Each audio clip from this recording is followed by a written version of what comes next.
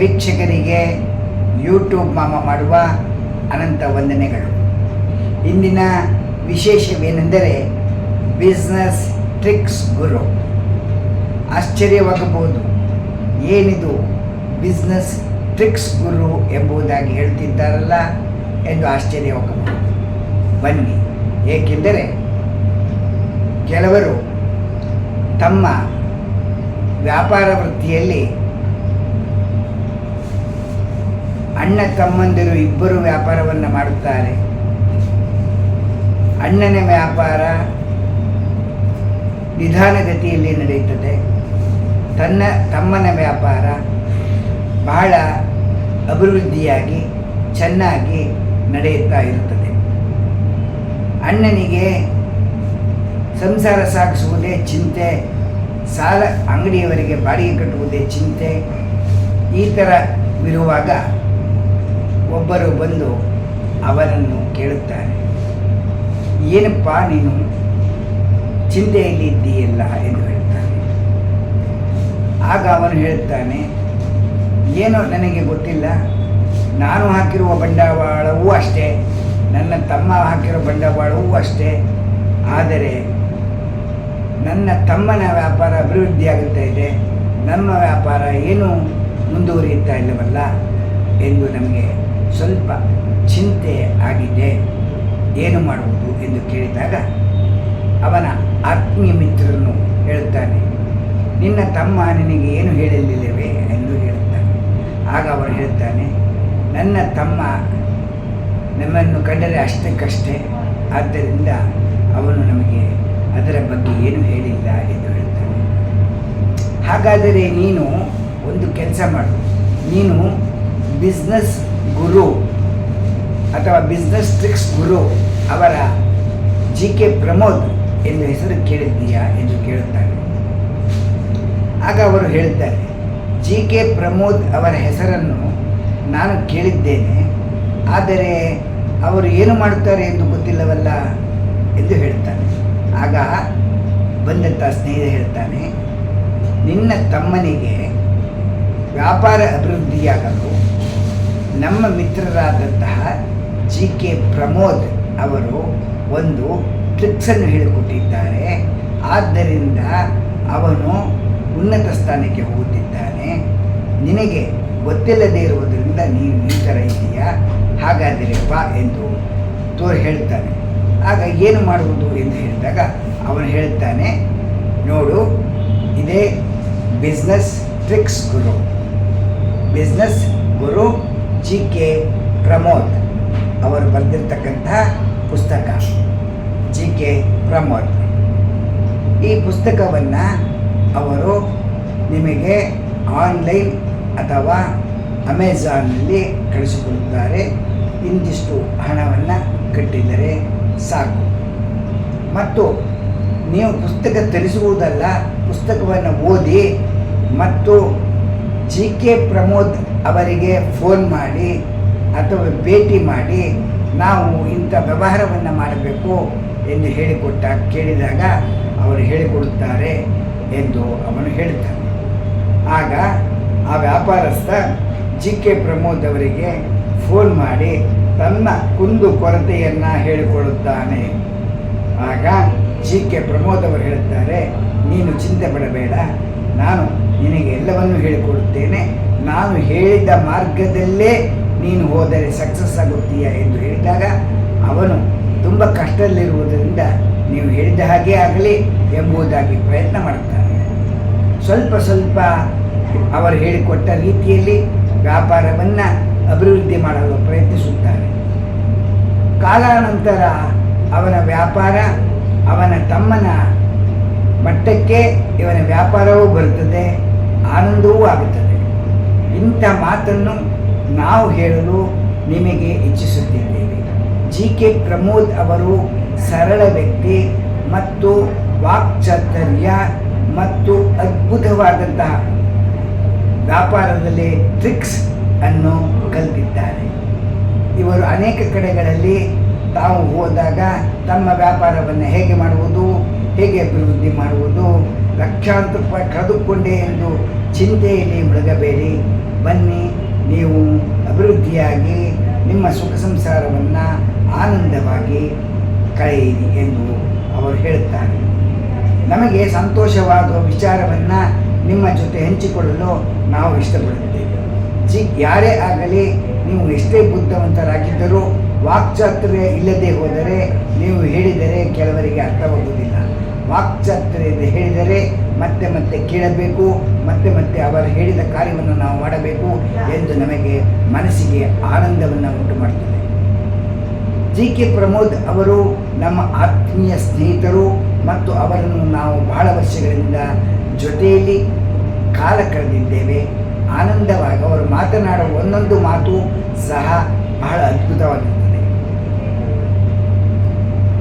ನಾವು ಹೇಳುವುದಕ್ಕಿಂತ ದೊಡ್ಡ ದೊಡ್ಡ ಹುದ್ದೆಯಲ್ಲಿರುವರು ಅವರ ಮಾತುಗಳನ್ನು ಹೇಳುತ್ತಾರೆ. ಬನ್ನಿ, ಈಗ ಅವರು ಕರ್ನಾಟಕ ಬೇಕರಿ ಅಸೋಸಿಯೇಷನ್ ಎಂದು ಒಂದು ಸಂಘವನ್ನು ಕಟ್ಟಿ ಅಲ್ಲಿ ಬಂದಂತಹ ವ್ಯಾಪಾರಸ್ಥರಿಗೆ ನೀವು ಹೀಗೆ ಮಾಡಿ, ಹೀಗೆ ಸ್ವಚ್ಛವಾಗಿರಿ, ಪದಾರ್ಥವನ್ನು ರುಚಿಯಾಗಿ ಕೊಡಿ, ನಗು ನಗುತ್ತಾ ಬಂದ ಗ್ರಾಹಕರನ್ನು ಆಕರ್ಷಿಸಿ ಮಾತನಾಡಿ, ಆಗ ಅವರು ನಿಮ್ಮ ಅಂಗಡಿಯಲ್ಲೇ ಬಂದು ಪದಾರ್ಥವನ್ನು ತೆಗೆದುಕೊಂಡು ಹೋಗುತ್ತಾರೆ, ಆನಂದ ಪಡುತ್ತಾರೆ. ನಿಮಗೂ ವ್ಯಾಪಾರವಾಗುತ್ತದೆ, ಅವರಿಗೂ ವ್ಯಾಪಾರವಾಗುತ್ತದೆ. ಮತ್ತು ನಾವು ಹೇಳಿಕೊಟ್ಟಂತಹ ಈ ಟ್ರಿಕ್ಸ್ ಅಭಿವೃದ್ಧಿಯಾದರೆ ನಮಗೂ ಒಳ್ಳೆಯ ಹೆಸರಲ್ಲವೇ ಎಂದು ಹೇಳುತ್ತಾರೆ. ಹಾಗಾದರೆ ಅವರ ಮಿತ್ರರು ಒಳ್ಳೆಯ ಹುದ್ದೆಯಲ್ಲಿರುವರು ಅವರ ಮಾತುಗಳನ್ನು, ಅವರ ಅಭಿಪ್ರಾಯವನ್ನು ತಿಳಿಸುತ್ತಾರೆ. ಒಮ್ಮೆ ಕೇಳಿ. ನೀವು ಕರ್ನಾಟಕ ಬೇಕರಿ ಅಸೋಸಿಯೇಷನ್ಗೆ ಮೆಂಬರ್ ಆದರೆ ನಿಮಗೆ ಅವರು ಸಲಹೆಗಳನ್ನು ಕೊಡ್ತಾರೆ. ಮೆಂಬರ್ ಆಗುವುದಕ್ಕೆ ಏನು ಮಾಡಬೇಕು? GK ಪ್ರಮೋದ್ ಅವರಿಗೆ ಫೋನ್ ಮಾಡಿ, ನಾವು ನಿಮ್ಮ ಕರ್ನಾಟಕ ಬೇಕರಿ ಅಸೋಸಿಯೇಷನ್ಗೆ ನಾವು ಮೆಂಬರ್ ಆಗಬೇಕು ಎಂದು ಹೇಳಿ ಅವರು ನಿಮ್ಮನ್ನು ಸೇರ್ಪಡಿಸಿಕೊಳ್ಳುತ್ತಾರೆ ಮತ್ತು ಅಲ್ಲಿರ್ತಕ್ಕಂಥ ವಿಚಾರಗಳನ್ನು, ಮನದಾಳದ ಮಾತನ್ನು ನಿಮಗೆ ತಿಳಿಸುತ್ತಾರೆ. ಇಂಥ ಸದಾ ಅವಕಾಶವನ್ನು ನೀವು ಕಳೆದುಕೊಳ್ಳಬೇಡಿ. ಬನ್ನಿ, ಹಾಗಾದರೆ ಅವರು ಹೇಳಿರ್ತಕ್ಕಂಥ ಉತ್ತಮವಾದಂತಹ ಒಳ್ಳೆಯ ಮಾತನ್ನು ಅವರು ಹೇಳಿದ್ದಾರೆ. ಬೇಕರಿಯಲ್ಲಿ ನುಡಿದಂಥವರು ಮತ್ತು ವ್ಯಾಪಾರದಲ್ಲಿ ನುಡಿದಂಥವರು ಅವರ ಮಾತನ್ನು ಕೇಳೋಣ. ಬನ್ನಿ, ನಿಮಗೆ ಶುಭವಾಗಲಿ. ಧನ್ಯವಾದಗಳು. ಮುಂದೆ ಕಾರ್ಯಕ್ರಮವನ್ನು ವೀಕ್ಷಿಸಿ. ಯೂಟ್ಯೂಬ್ ಮಾಮ ಹುಲಿಕರ್ ಕಡೆಯಿಂದ ಧನ್ಯವಾದಗಳು.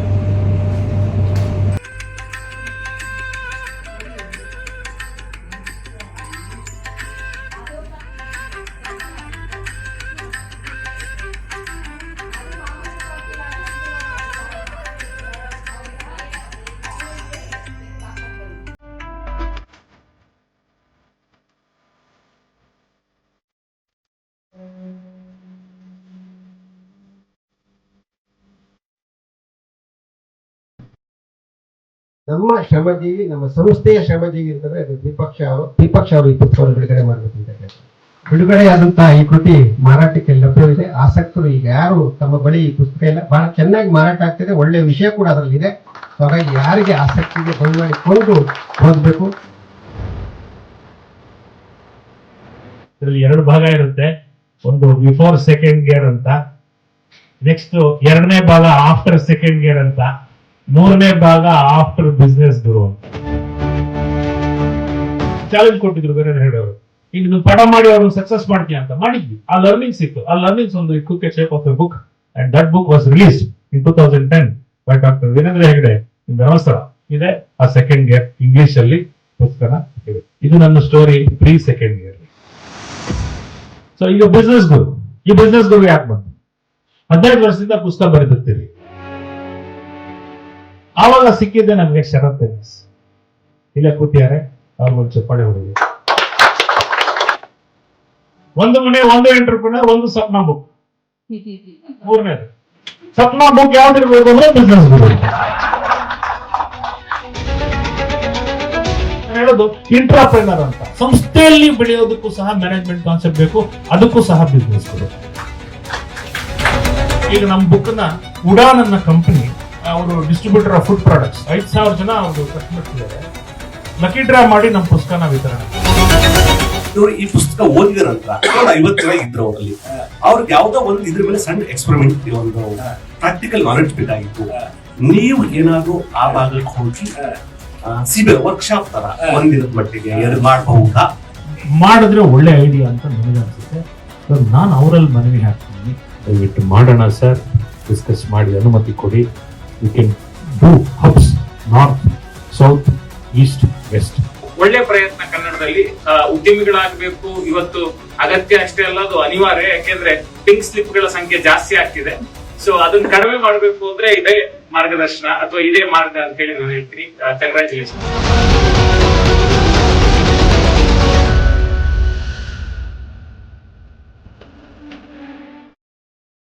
ನಾನು ನಿಮ್ಮ ಪ್ರೀತಿಯ ಬಿಸ್ನೆಸ್ ಗುರು ಜಿ.ಕೆ. ಪ್ರಮೋದ್. ಬಿಸ್ನೆಸ್ ಗುರು ನಿಮ್ಮ ಆಪ್ತ ಮಾರ್ಗದರ್ಶಕ. ಈ ಪುಸ್ತಕವನ್ನ ಇಂದು ಶ್ರೀ ವಿಶ್ವ ಪ್ರಸನ್ನ ತೀರ್ಥ ಸ್ವಾಮೀಜಿಯವರು ಬಿಡುಗಡೆ ಮಾಡಿದ್ದಾರೆ. ಬಹಳ ಒಂದು ಸಂತೋಷವಾಗ್ತಾ ಇದೆ.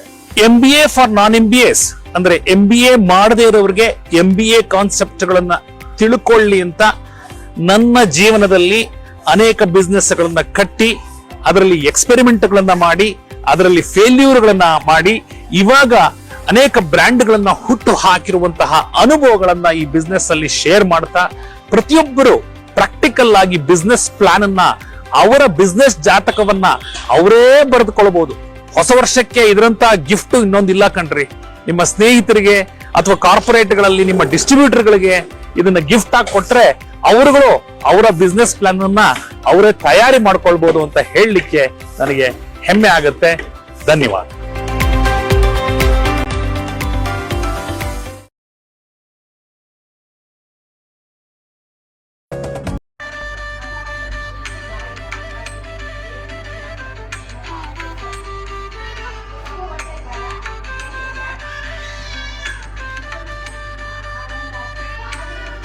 ನಮಸ್ಕಾರ, ನಾನು ನಿಮ್ಮ ಪ್ರೀತಿಯ ಡಿಜಿ. ಇವತ್ತು ಈ ಪುಸ್ತಕದ ಜೊತೆ ಬರ್ತಾ ಇದ್ದೀನಿ, ಬಿಸ್ನೆಸ್ ಗುರು ಅಂತ. ಈ ಬಿಸ್ನೆಸ್ ಗುರು ಪುಸ್ತಕವನ್ನ ಜಿ.ಕೆ. ಪ್ರಮೋದ್ ಅವರು ಬರೆದಿದ್ದಾರೆ. ಒಳ್ಳೆ ಅದ್ಭುತವಾದ ಒಂದು ಕೃತಿ. ಇವತ್ತು ಈ ಪುಸ್ತಕ ಒಂದು ಮಾರ್ಗದರ್ಶಕ ಕೈಪಿಡಿ ಅಂತ ಹೊಸದಾಗಿ ಬಿಸ್ನೆಸ್ ಅನ್ನ ಪ್ರಾರಂಭ ಮಾಡ್ತಕ್ಕಂಥ, ಅದರಲ್ಲೂ ಬೇಕರಿ ಬಿಸ್ನೆಸ್ ಶುರು ಮಾಡ್ತಕ್ಕಂಥವರಿಗೆ ಮತ್ತೆ ಹೊಸದಾಗಿ ಉದ್ದಿಮೆಯನ್ನ ಕಟ್ಕೊಳ್ತಕ್ಕಂಥ ಬಹಳ ಆಕಾಂಕ್ಷಿಗಳಿಗೆ ಒಂದೊಳ್ಳೆ ಪುಸ್ತಕ ನನ್ನ ಕೈಲಿದೆ. ಈ ಪುಸ್ತಕನ ನಾನು ಕೂಡ ಅವಲೋಕನ ಮಾಡಿದ್ದೀನಿ. ಒಂದೊಳ್ಳೆ ಮಾರ್ಗದರ್ಶಕ ಇದು. ಈ ಪುಸ್ತಕವನ್ನ ತಾವೆಲ್ಲರೂ ಕೊಂಡು ಓದಿದ್ರೆ ತಮ್ಮ ಜೀವನದಲ್ಲಿ ಒಂದು ಒಳ್ಳೆಯ ಬದುಕನ್ನ ಕಟ್ಕೊಳ್ಳಿಕ್ಕೆ ಸಾಧ್ಯ ಆಗತ್ತೆ ಅಂತ ಈ ಸಂದರ್ಭದಲ್ಲಿ ಹೇಳಲಿಕ್ಕೆ ಇಷ್ಟ ಆಗ್ತದೆ. ಈ ಪುಸ್ತಕ ಸಪ್ನಾದ ಎಲ್ಲಾ ಶಾಖೆಗಳಲ್ಲೂ ಓದುಗರಿಗಾಗಿ ಲಭ್ಯವಿದೆ. ಹಾಗೆ ಸಪ್ನ ಆನ್ಲೈನ್ ನಲ್ಲಿ ಕೂಡ ಲಭ್ಯವಿದೆ. ತಾವೆಲ್ಲರೂ ಈ ಪುಸ್ತಕವನ್ನು ಕೊಂಡು ಓದು ತಮ್ಮ ಬದುಕನ್ನ ರೂಪಿಸಿಕೊಳ್ಳಿಕ್ಕೆ ಒಂದು ನಿದರ್ಶನ ಅಂತ ಈ ಸಂದರ್ಭದಲ್ಲಿ ನಾನು ಹೇಳಲಿಕ್ಕೆ ಇಷ್ಟ ಆಗ್ತದೆ. ಒಂದೊಳ್ಳೆ ಪುಸ್ತಕ, ತಾವು ಓದಿ ತಮ್ಮ ಸ್ನೇಹಿತರಿಗೂ ಓದಿಸಿ, ಬಂಧು ಬಳಗದವರಿಗೂ ಈ ಪುಸ್ತಕವನ್ನು ಉಡುಗೊರೆಯಾಗಿ ಕೊಟ್ಟು ಅವರ ಪುಸ್ತಕ ಓದ್ಲಿಕ್ಕೆ ಉರಿದುಂಬಿಸಿ ಅಂತ ಪ್ರೀತಿಯಿಂದ ನಾನು ತಮ್ಮಲ್ಲಿ ಮನವಿ ಮಾಡಿಕೊಳ್ತಾ ಇದ್ದೇನೆ. ನಮಸ್ಕಾರ. ಇವಾಗ ಒಂದು ಬಿಸಿನೆಸ್ ಗುರು ಅಂತ ಒಂದು ಬುಕ್ ಕೂಡ ಬರೆದಿದ್ದಾನೆ. ಅಂದ್ರೆ ಅವನು ಆ 7 ಬೀಳುಗಳನ್ನ ಏನ್ ಕಂಡುಕೊಂಡಿದ್ದ ಇಷ್ಟು ವರ್ಷದಲ್ಲಿ ಎಲ್ಲ ಎಕ್ಸ್ಪೀರಿಯನ್ಸ್ ಗಳನ್ನ ಸೇರಿಸಿ ಒಂದು ಬಿಸಿನೆಸ್ ಗುರು ಅಂತ ಬುಕ್ ಕೂಡ ಬರೆದಿದ್ದಾನೆ. ಆ ಬುಕ್ ಗಳನ್ನ ಐ ಥಿಂಕ್ ಸಾಕಷ್ಟು ಜನ ಬಿಸಿನೆಸ್ ಮೆಂಟಾಲಿಟಿ ಇರೋರು ಅಥವಾ ಸ್ಟಾರ್ಟ್ ಮಾಡ್ಬೇಕು ಅಂತಿರೋರು ಓದಿದ್ರೆ ಬಹಳ ಹೆಲ್ಪ್ ಆಗುತ್ತೆ. ಯಾಕೆಂದ್ರೆ ಅದು ವರ್ಕ್ ಶೀಟ್ ಕೂಡ ಇದೆ. ಸೊ ನಾವು ಬಿಸಿನೆಸ್ ಎಲ್ಲಿ ಯಾವ ರೇಂಜ್ ತನಕ ಮಾಡಬೇಕು, ನಾವು ಪ್ರೆಸೆಂಟ್ ಸ್ಟೇಟಸ್ ಏನಿದೆ, ಅದರದ್ದು ಅನಾಲಿಸಿಸ್, ಸ್ವಾಟ್ ಅಂತ ಏನ್ ಹೇಳ್ತೀವಿ, ಸ್ಟ್ರೆಂತ್, ವೀಕ್ನೆಸ್, ಆಪರ್ಚುನಿಟೀಸ್, ಥ್ರೆಟ್ಸ್ ಹೇಗೆ ಅನಲೈಸ್ ಮಾಡಿ ನಾವು ಯಾವ ಲೆವೆಲ್ ಅಲ್ಲಿ ಇದೀವಿ, ಯಾವ ಸ್ಟೇಟಸ್ ಇದೀವಿ, ಎಷ್ಟು ಮುಂದಕ್ಕೆ ಹೋಗ್ಬೇಕು, ಅಥವಾ ಅಲ್ಲೇ ಇರ್ಬೇಕಾ, ಇನ್ನೆಷ್ಟು ವರ್ಷ ತನಕ ನಾವ್ ಹಿಂಗೆ ಕಂಟಿನ್ಯೂ ಮಾಡ್ಬೋದು, ಅಥವಾ ಯಾವ ವೈಡ್ ಬಿಸಿನೆಸ್ ನ ಬೇರೆ ವೈಡ್ ಆಂಗಲ್ ಅಲ್ಲೂ ಯೋಚನೆ ಮಾಡ್ಬೇಕಾ, ಎಲ್ಲವುದು ಆ ಬುಕ್ ಅಲ್ಲಿ ಬಹಳ ಸಂಕ್ಷಿಪ್ತವಾಗಿ ಕವರ್ ಮಾಡಿದ್ದಾನೆ. ಹಾಗೆ ಈಗ ನಮ್ಮ ಸಂವಾದದಲ್ಲಿ ಕೂಡ ಅವ್ನು ಹೇಳ್ದ, ಏನಾದ್ರು ಅದ್ರ ಬಗ್ಗೆ ಡೌಟ್ಸ್ ಇತ್ತು ಅಂತಂದ್ರೆ ಸ್ಮಾಲ್ ವಿಡಿಯೋಸ್ ಕೂಡ ಇದೆ, ಅದನ್ನು ನೋಡ್ಕೊಂಡು ಖಂಡಿತ ನಾವು ಬಿಸಿನೆಸ್ ಮಾಡೋರ್ಗೆ, ಮುಂದುವರಿಯೋರ್ಗೆ ತುಂಬಾ ಹೆಲ್ಪ್ ಆಗುತ್ತೆ. ಒಳ್ಳೇದಾಗ್ಲಿ.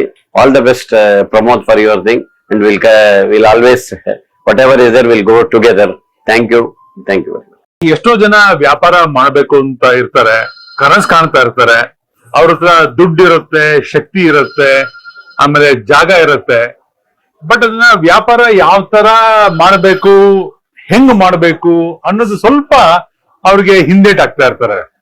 ಸ್ಟಾರ್ಟ್ ಮಾಡ್ಬಿಟ್ಟಿರ್ತಾರೆ, ಅದನ್ನ ಮುಂದೆ ಹೆಂಗ್ ತಗೊಂಡೋಗ್ಬೇಕು, ಇವತ್ತಿಂದ ವ್ಯಾಪಾರ ಬಂಡವಾಳ ಹೆಂಗ್ ಹಾಕ್ಬೇಕು, ಮಾಹಿತಿ ತಂತ್ರಜ್ಞಾನ ಯಾವ ತರ ಆಗತ್ತೆ, ಇದೆಲ್ಲಾನು ಸ್ವಲ್ಪ ಎಷ್ಟೋ ಜನಕ್ಕೆ ಪ್ರೋಸೆಸ್ ಅನ್ನೋದಿರುತ್ತೆ. ಆ ಪ್ರೋಸೆಸ್ ಎಷ್ಟೋ ಜನಕ್ಕೆ ಗೊತ್ತಾಗಿರಲ್ಲ.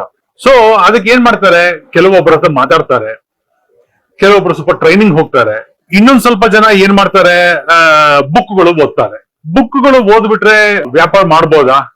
ಕೆಲವೊಂದ್ಸರಿ ಮಾಡ್ಬೋದು. ನಿಮಗೆ ಅಷ್ಟು ನಾಲೆಜ್ ಇತ್ತು ಅಂತಂದ್ರೆ, ಅಷ್ಟು ಇಂಟೆಲಿಜೆಂಟ್ ಆಗಿತ್ತು ಅಂದ್ರೆ ಮಾಡ್ಬೋದು. ಬಟ್ ಇವಾಗ ಏನಾಗಿದೆ ಅಂತಂದ್ರೆ, ನಮ್ಮ ಸ್ನೇಹಿತರಾದ GK ಪ್ರಮೋದ್ ಅವರು ಈ ಬಿಸ್ನೆಸ್ ಗುರು ಅಂತ ಒಂದು ಬುಕ್ ಅನ್ನ ಬರೆದು ಇವಾಗ ಏನ್ ಮಾಡಿದ್ದಾರೆ, ಬುಕ್ ಅನ್ನ ಕೆಲವ ಸಣ್ಣ ವ್ಯಾಪಾರಿಗಳು, MSMEಗಳು ಯಾರ್ಯಾರು ಇದಾರೋ ಅವ್ರಿಗೆಲ್ಲ ಅನುಕೂಲ ಆಗುವಂತ ರೀತಿಯಲ್ಲಿ, ಅರ್ಥ ಆಗುವಂತ ರೀತಿಯಲ್ಲಿ ಈ ಬುಕ್ ಅನ್ನ ಬರ್ದಿದ್ದಾರೆ. ಇದ್ರಲ್ಲಿ ಏನು ಇದೊಂತಂದ್ರೆ, ನೀವು ವ್ಯಾಪಾರ ಹೆಂಗ್ ಮಾಡಬೇಕು, ಇದರಲ್ಲಿ ನಿಮ್ಮ ಹಣಕಾಸು ನಿರ್ವಹಣೆ ಆಗಿರ್ಬೋದು, ವ್ಯಾಪಾರ ನಿರ್ವಹಣೆ, ಮಾನವ ಸಂಪನ್ಮೂಲ, ಉತ್ಪಾದನಾ ನಿರ್ವಹಣೆ, ಸೇವಾ ನಿರ್ವಹಣೆ, ಯಾಕಂದ್ರೆ ಇದೆಲ್ಲಾನು ಒಳಗೊಂಡಂತೆ ಒಂದು ವ್ಯಾಪಾರ ಇರುತ್ತೆ. ಅದನ್ನ ನೀವು ಯಾವ ತರ ಅರ್ಥ ಮಾಡ್ಕೋಬೇಕು, ಯಾವ ತರ ನೀವು ಅದನ್ನ ನಿಮ್ಮ ವ್ಯಾಪಾರಕ್ಕೆ ಅಳವಡಿಸ್ಕೋಬೇಕು ಅಥವಾ ನಿಮ್ ಬಿಸ್ನೆಸ್ಗೆ ಅಳವಡಿಸ್ಕೋಬೇಕು ಅನ್ನೋದು ಈ ಪುಸ್ತಕದಲ್ಲಿ ಅವರು ಕೂಲಂಕುಷವಾಗಿ ಬರೆದಿದ್ದಾರೆ.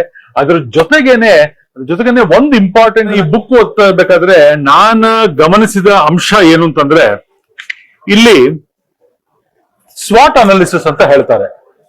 ಈ ಸ್ವಾಟ್ ಅನಾಲಿಸಿಸ್ ನಿಮ್ಮ ವ್ಯಾಪಾರದ ಬಿಸ್ನೆಸ್ ನ ಸ್ವಾಟ್ ಆಗತ್ತೆ, ಸ್ಟ್ರೆಂತ್ ಆಗತ್ತೆ, ವೀಕ್ನೆಸ್ ಆಗತ್ತೆ, ಆಪರ್ಚುನಿಟಿ ಇರುತ್ತೆ, ಥ್ರೆಟ್ ಅಂತ ಇರುತ್ತೆ. ಇದು ನಿಮ್ ವ್ಯಾಪಾರದ ಅಷ್ಟೇ ಅಲ್ಲ, ಇದು it also applies to you as a individual. ನಿಮ್ಮ ಸ್ಟ್ರೆಂತ್ ಏನು, ನಿಮ್ಮ ವೀಕ್ನೆಸ್ ಏನು, ನಿಮ್ಮ ಆಪರ್ಚುನಿಟಿ ಏನು, ನಿಮ್ಮ ಥ್ರೆಟ್ ಏನು. ಸೊ ಅದನ್ನು ಅವರು ಈ ಪುಸ್ತಕದಲ್ಲಿ ಅಳವಡಿಸ್ಕೊಂಡಿದ್ದಾರೆ, ಬರ್ದಿದ್ದಾರೆ. ನನಗನ್ಸತ್ತೆ ಈ Tier 2, Tier 3 ಭಾಗದಲ್ಲಿ ಇರುವಂತ